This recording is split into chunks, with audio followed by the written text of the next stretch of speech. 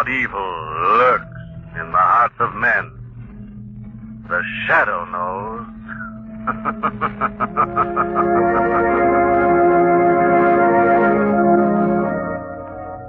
Once again, your neighborhood blue coal dealer brings you the thrilling adventures of The Shadow, the hard and relentless fight of one man against the forces of evil. These dramatizations are designed to demonstrate forcibly to old and young alike that crime does not pay.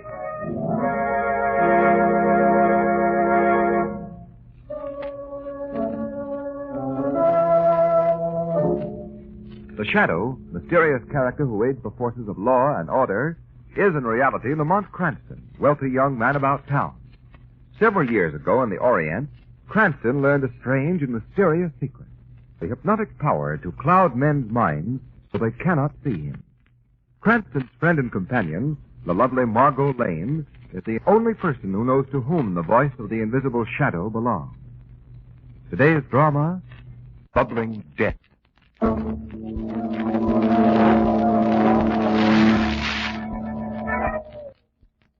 George, wake up quick. What's the matter? Somebody's in the garden. Oh, who'd be down there this time of night? Not so early. The mist is coming up. Like your brother. Bob? You sure? Oh, look. It's Bob, all right. Bob? Bob! Helen, he's walking toward the cauldron. Oh, no, not him. Not him, too. He mustn't. Bob, come back. Come back! Come back!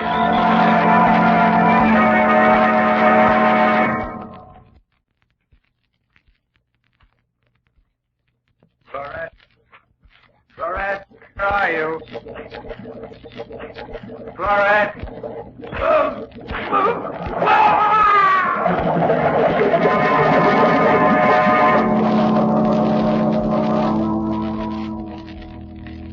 And that, Mr. Cranston, is the last we ever saw of my brother-in-law.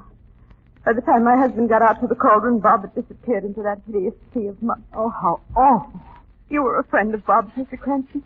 There's no one else I can turn to. Tragedy affected my husband's mind. You've got to help me, Mr. Cranston. I've got to know what terrible secret is wiping out the Legrand. I'll do my best, Mrs. Legrand. There were 3 brothers, weren't there? Yes. The oldest brother, Jonathan, went the same way a few months ago. Walked into the cauldron in the middle of the night. Were you and your husband there at the time? No. My husband's an engineer. We were in South America with our little boy, Tommy. When we got Bob's cable, we hurried back home. Where is your home, Mrs. Legrand? In the bayou country of Louisiana. When we got there, we found Bob gloomy and depressed. Couldn't get a word out of him for weeks. First Jonathan and Bob were sensitive and moved in. George is the same way. This cauldron you spoke about, exactly what is it? It's an old lye pit in the woods back of the estate. The lime has eaten away the soil around it. It's full of mud and quicklime now. The gas underneath it. The whole thing boils and bubbles all over. Tommy threw a ball out on it once, and his little dog tried to fetch it, and the mud swallowed it. Oh, how horrible. Cauldron's got Jonathan and Bob now. It'll be my husband's turn next, and then Tommy. Oh, Mr. Cranston, you've got to come down to the estate and find out what's making the Legrands walk to their death.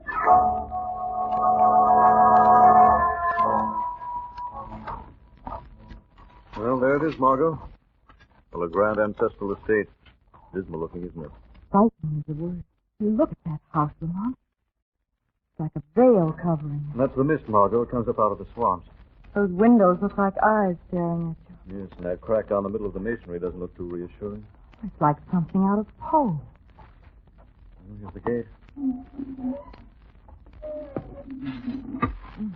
That gate could certainly use a little oil. What's it say, Margo? Don't worry, I will. Here we are.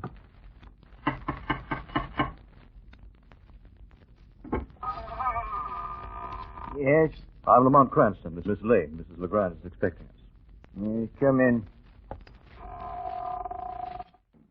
My name is Keith. I'm the caretaker. Mrs. Legrand told me to show you to your rooms. I'll take your things. Thank you.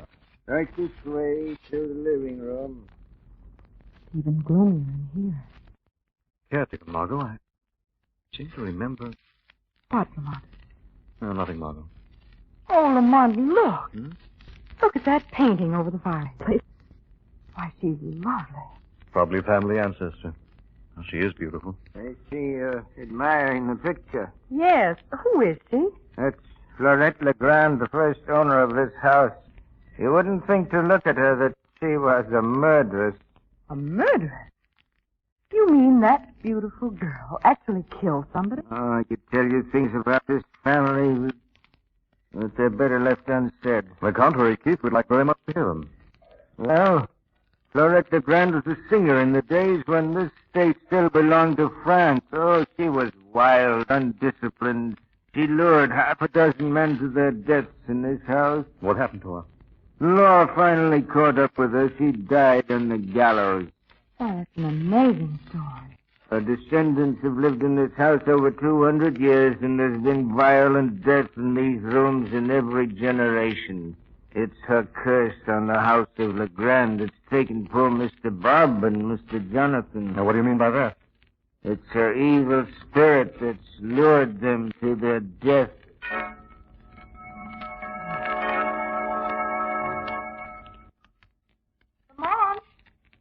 I'm in here, Margo. The living room. Oh, I wish you wouldn't leave me alone in this place. Oh, sorry, Margo. Just outside having a look at the cauldron. Did you find anything out there? Go over here by the window, Margo. I want to show you something. Well, what is it, Lamont? I'll just pull back these drapes. Now, look over there, over that lye pit. I don't see anything but a lot of mist. Keep looking. Why, that's the strangest thing. The mist seems to be taking shape. Yes, Margo. Vague, unreal shapes. Ooh, looks like a floating, headless body. Illusion caused by the fog that hangs over the low swamp. I've never seen a fog like this before, Lamont. That haze out there looks like it's crawling with evil. I almost get the feeling that it's alive. It is alive. You shouldn't have opened those drapes. This house is in mourning. Oh, we're terribly sorry. I don't believe we've met you. I'm Melinda, the housekeeper. Mrs. Legrand said to tell you she and the doctor will be down soon. Thank you, Melinda. Hello. Hello. Who are you? I'm Margo Lane. And this is Mr. Cranston. Hello, son. You must be Tommy Legrand. Uh-huh. Mommy told me you were coming. Do you know when Dave? Well, I know a few. Gee, that'll be swell. Melinda won't let me play with a pretty lady anymore. We had such fun together. The dress made a funny noise and she had bells on her That'll do, Tommy. Run along upstairs. I won't. I want to stay down here. That's your bedtime. Come along. Don't touch me. What, Tommy? What's the matter, son? She never lets me have any fun. I hate her. I hate her. Tommy often go off into tantrums like that? Nothing a Legrand does would surprise me. Who is this pretty lady Tommy was talking about? Oh, you mustn't pay any attention to the child. Sometimes he talks about things that don't exist. Melinda, did Jonathan and Bob Legrand ever talk about things that didn't exist? I'm not one to speak ill of the dead. If you'll excuse me, I'll get on with my work. She's a strange woman. Sorry to have kept you so long, Miss Cranston, Miss Lane. This is Dr. Hanley. He's been attending my husband. How do you How do you do? Doctor, do you mind if I ask you a few questions about George? That is, if you don't mind, Mrs. Legrand. Of course not. Well, this ailment George is suffering from, mightn't it be just shock brought on by the loss of his two brothers? It's more than shock, Mr. Cranston. The man seems to be constantly listening to something. Looking toward the door as though he were expecting something to happen. That's what's so horrible. If only we knew what it was. If only we could get George to tell us. Well, I'm afraid it'll be a long time before your husband will be able to tell us anything, Mrs. Legrand. He's either seen or heard something that has left a terrific impression on him. Whatever it is, it's frozen him into a silence from which I can't move him. One more question, Doctor. This thing that's affecting him, would you say he was afraid of it? No. The strange part about it, Mr. Cranston. He doesn't show any symptoms of fear. Only a terrific anxiety. As if he couldn't wait to see or hear this thing again.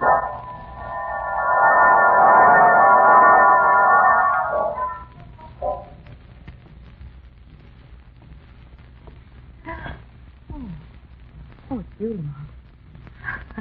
You gave me a scare. What are you doing walking around the halls at this hour, Margaret? Well, I kept seeing things behind those heavy black drapes in my room. So I'll just spend the night curled up on this hall sofa, fully dressed and wide awake. I don't blame you, Margo. This place isn't exactly conducive to sleep. I've just been reading a book I found downstairs in the library. A history of the Legrand family, Margo. Must have been interesting reading. If what Keith told us about Florette Legrand is true. Keith didn't exaggerate a bit. This house is a heritage of death. Violent death. Remember what, Lamont? Well, I've seen Keith before. It's hard to forget a face like this. It's more like a skull with eyes. Lamont, has it ever occurred to you that Jonathan and Robert Legrand might have committed suicide? Yes, suicide would fit in with the brothers' gloomy temperament. Only one thing wrong with that theory. What? Well, drowning in mud isn't one of the accepted methods of suicide. There's a sound at the other end of the hall.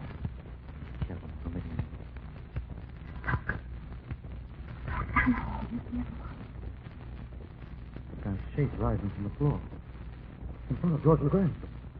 Indeed. Rolling away. I'm going to find out what that thing is. I'm coming with you. Careful down these steps, Margo. Here we are. Yes, now don't trip over anything. There's that light switch. Don't move, Margo. There's something in this room. Steady, Margo. Wait till I strike a match. Here's the light switch. Looks like we're alone. Oh, my. Oh, it was awful. Things on my face. They felt like cobwebs. We heard a noise and came down to investigate. Oh, you heard it too, eh? A swishing sound like the rustling of a woman's skirt and the tinkle of a charm bracelet. Yes, those were the sounds, Lamont. You say you've heard those sounds before? Oh, yes, it's her. It's Florette Legrand. What makes you so certain? He walks these halls at night seeking revenge. Revenge? For what? It was her own brother, the Duke Henri Legrand, who convicted her. She won't stay dead till she's taken the last of the Legrands with her. It's a curse. Yes, it's a curse. You believe in ghosts, Lamont? I don't know, Margo. But, Lamont! What are you staring at? What kind of material would make a swishing sound like the one we heard? Why, taffeta, I guess. Take a good look at that painting, Margo. That one of Florette Legrand. It's an excellent job. You can even see the grain of the cloth in her gown. Oh, Lamont. It's taffeta. Black taffeta. Yes, Margo. And that ornament on her wrist is a charm bracelet.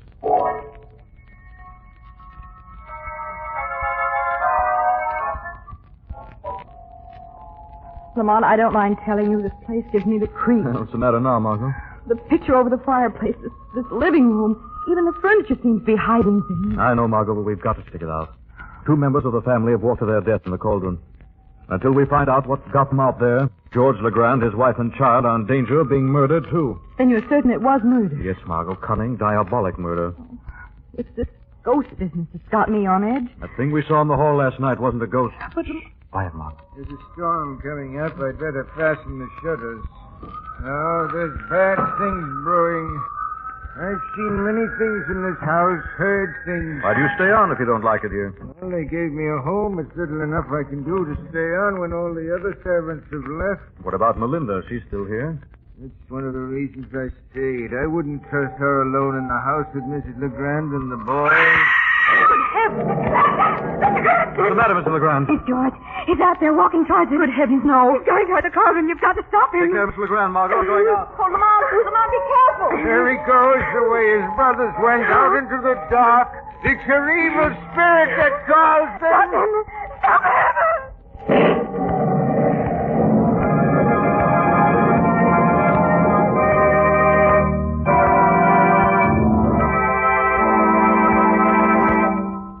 Back the shadow.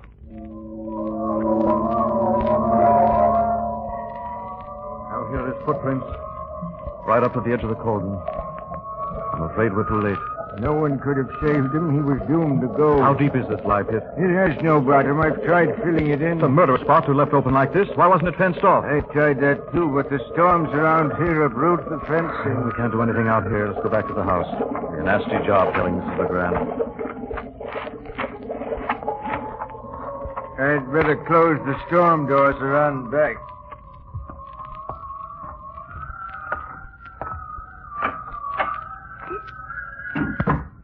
Well, Lamont. My husband, is he? Got to pull yourself together, Mrs. Legrand. George. I'm afraid we were too late. Oh, George. George. I came to his room to say goodnight. The door was wide open. He was gone. Oh, Mr. Cranston, what horrible thing has taken them all? My suspicions are correct, Mrs. Legrand. I can promise you we'll know before this night is over. Don't worry. Lamont, there go the lights. Mr. Cranston, I'm afraid. Some candles, Mrs. Legrand. I have the matches here. Margo! Margo, where are you? There are 2 candles on the mantelpiece. Oh, wait. There, I've got them. There, that's better. Margo! Margo's disappeared.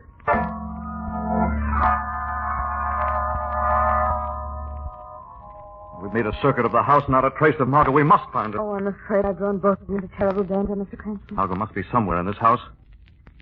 Mrs. Legrand, do you know of any secret panels in this room? Well, no, maybe Keith would. I wonder where he is. So do I. Been over the entire house and haven't seen a sign of either him or Melinda. Someone's coming. Look, there's a candle glow on the stairs. Don't make a sound. Hey, it's Margo. Are you all right, Margo? There's something I have to do. Oh, yes, there it is on the desk. What's the matter with her? I don't know. She's picking up the letter opener. I've got to find Helen LeGrand and... Margo! Put that down! Oh, Margo, listen to me. well. Give me that letter opener. Oh, Lamont. Oh, I'm so dizzy. My head is spinning. Margo, can you tell us what happened? I can't remember. Lamont, I was standing by the fireplace and the lights went out. Someone grabbed me. Do you know who it was?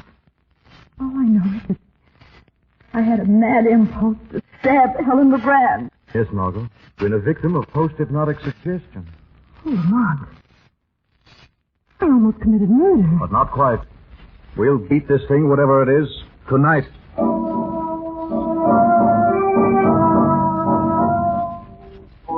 Somebody in this house has been on wholesale murder, Margo, and there's no ghost. What do you mean? I didn't want to tell you until Mrs. Legrand went up to her room.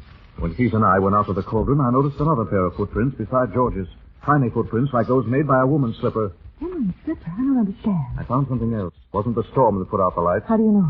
While we were looking for you, I noticed the fuse box in the hall was ajar. One of the fuses has been removed. Lamont, do you think Keith could have... Keith, if I could only remember... Keith? Hypnotism. I've got it. I know where I've seen him before. Look, Margo, go on upstairs, stay in your room, and lock the door. Well, what are you going to do, Lamont? I think it's about time the shadow took a hand in this game. I've got a hunch that old caretaker isn't the superstitious fool he seems.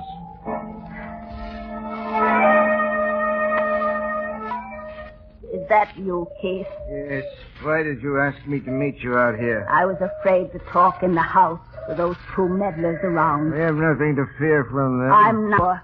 Miss Lane has been questioning me. Huh? What was that? Nothing. You're just nervous. I'm sure I heard someone. Sounded like a footstep. No one's here. Let's get on with it. What do you want? An understanding, Keith. I've already told you there's nothing to share until we get rid of the whole family. It's taking too long. There's only Mrs. Legrand and the child left. Well, Mrs. Legrand should be dead by now. Murdered by Miss Lane. Oh, that's good. That's rich. Only a Legrand could plan things so cleverly. Now, what about the child? You'll have to wait. I'm tired of waiting. Something may go You wrong. want to spoil everything? Remember, Melinda, I've got a better claim on this estate than you, and if I wanted to be uncharitable, I needn't give you anything. You wouldn't dare. I'd go to the police. I know you wouldn't. You're what the law calls a partner in crime, Melinda. They'd find you just as guilty as I. Maybe you're thinking of getting rid of me, too. But remember, Keith, I'm not a Legrand. Your ghost can't lure me into the cauldron. My mother was a servant in this house for 30 years. They promised her a share of the estate for her royalty, and she never got it. But I want it, and I'll have it. Do you hear? I'll have this house or no one will. Wait. What? Who's there? It's all right, Papa. Florette. What are you doing out here? Tommy. Poor little Tommy. I tiptoed into his room. Woke him ever so gently. He's the last of the Legrands, isn't he, Papa? Soon there'll be none left. Then I can have the house. You promised it would be mine again. Fool, what have you done? Only what you told me, Papa. I called to Tommy. He's coming out here. No, not tonight, you idiot. He must go. He's the last of them. He's coming to play a game with me. Go back to the house. That won't be necessary, Keith. Who spoke? It's the shadow. What? Where are you? Standing right in front of you. I can't see you. I've clouded your mind. What do you want here? I'm here to make you confess your crimes. You murdered the Legrand brothers. You can't prove they were murdered. There are no bodies. Yes, that was clever of you, Keith. Cauldron leaves little evidence. They were murdered, all right. Lured to that death by that mad woman over there. I'm Florette Legrand. This house is mine. All mine. Quiet, you fool. No use, Keith. The shadow knows the truth. Years ago, you toured the country with a carnival, giving exhibitions of hypnosis. Tonight, you kidnapped Miss Lane, gave her the post-hypnotic suggestion to murder Mrs. Legrand. It's not true. That mad girl is your daughter. You persuaded her that she's the notorious Florette Legrand, that she has the power to lead men to their graves. She's the one who lured the Legrand brothers to the cauldron. You have no proof. Oh, yes, I have. I overheard your little talk with Melinda. What? That footstep. That was you. Yes. You knew all the brothers were sensitive, moody. You kept feeding their morbid imaginations with your ghost story. And you let your mad daughter loose. She bore an amazing resemblance to Florette Legrand's picture. That and the mist down here did the rest. They'd have followed her anywhere. All right, yes, Shadow, it was my plan. I'm a Legrand, too. My brother cheated me out of this estate so that his sons could inherit it. They didn't know that I was their uncle. And I knew things about this house that they never knew. Secret doors, a hidden room where I concealed my lovely mad daughter. And with her help, I got rid of my nephews. You committed your last crime, Heath. I'm going to turn you over to the police. You'll have to catch me first. I know every inch of this land, Shadow. It's treacherous land. You wouldn't dare follow me through these swamps. No, but I'm going to stop you. There, I put your arms behind you. Papa, who's speaking? You won't get me so easily. Florette! Florette! Yes, Papa. He's got my arms. I'm going to force him back toward the cauldron. You push him in. Papa, I don't see anyone but you. He's back of me, you fool. He's got my arm. There. I've got him at the edge of the cauldron. Now, push him in. Like this, Papa. Now, you fool. You're pushing me into the cauldron.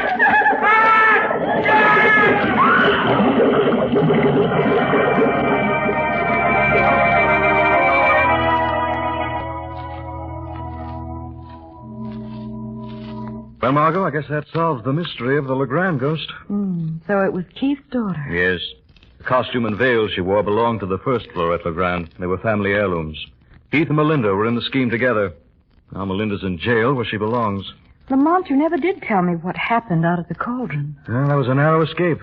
Keith almost succeeded in pushing the shadow into the cauldron. His daughter tried to help him, but naturally she couldn't see the shadow. She and Keith tangled. He fell back into the cauldron, pulled her in. Oh, how horrible. No more horrible than the crimes they committed. Oh, by the way, Lamont, here's a little folder I thought you might be interested in. Visit the historic bayou country where old world charm and romance make for restful vacationing. Oh, Margo.